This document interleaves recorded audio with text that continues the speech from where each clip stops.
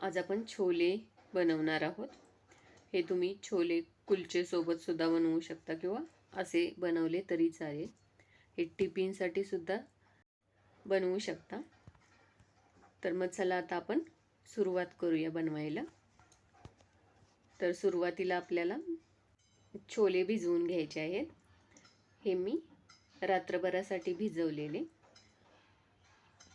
किंवा रात्रभर किंवा आपण हे 8 तासासाठी भिजवले तरी चालेल। हे आता चांगले भिजलेले आहेत। तर आता आपण हे पाण्यातनं काढून कुकरमध्ये घालून घेऊया। जेवढे छोले घेतलेले आहेत त्याच्या डबल आपल्याला यामध्ये पाणी घालून घ्यायचं आहे आणि हे आपण आता 3 ते 4 शिट्ट्या करून घेऊया। आता हे झालेलं आहे। तर आपण आता फोडणीची तयारी करूया। 1 चमचा तेल आणि त्यामध्ये 1 चमचा तूप घातलेलं आहे। तुपाने छान टेस्ट येते।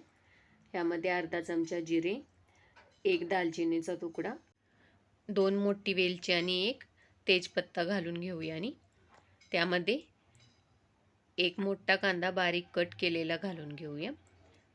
कांदा आपल्याला लालसर होईपर्यंत भाजून घ्यायचा आहे। आता कांदा भाजून झालेला आहे। तर ह्यामध्ये 1 चमचा आलं लसूण पेस्ट घालून घेऊया।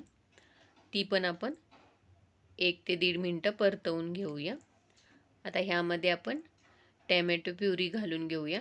इथं मी 2 टॅमॅटोची प्युरी बनवलेली आहे। आता ही एकदा मिक्स करून घेऊया आणि ह्यामध्ये मसाले घालून घेऊया।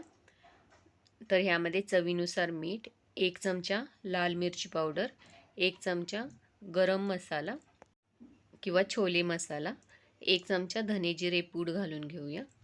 हे आता सगळं मिक्स करून घेऊया आणि ह्याला तेल सुटेपर्यंत आपण भाजून घ्यायचा आहे हा मसाला किंवा कढईला सुटेपर्यंत।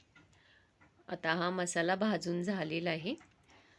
तर आता आपण ह्यामध्ये शिजलेले छोले घालून घेऊया आणि वरून आपल्याला जेवढी ग्रेव्ही हवी आहे त्यानुसार पाणी घालून घ्यायचं।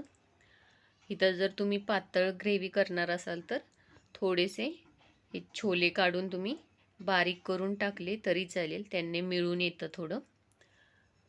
आता वरून आपण ह्यामध्ये कसुरी मेथी घालूया 1 चमचा आणि मिक्स करून घेऊया। आता ह्याला उकळी आल्यानंतर आपण कमी गॅसवर 10 ते 15 मिनिटं शिजवून घ्यायचं आहे।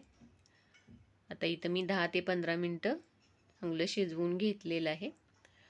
तर आता आपण वरून कोथिंबीर घालून घेऊया आणि गॅस बंद करून घेऊया। हे आता आपण गरम गरम सर्व करून घेऊया। तुम्हाला माझी रेसिपी आवडली असल्यास लाईक करा, कमेंट करा आणि चॅनेलवर नवीन असाल तर चॅनेलला सबस्क्राईब करा। थँक्यू।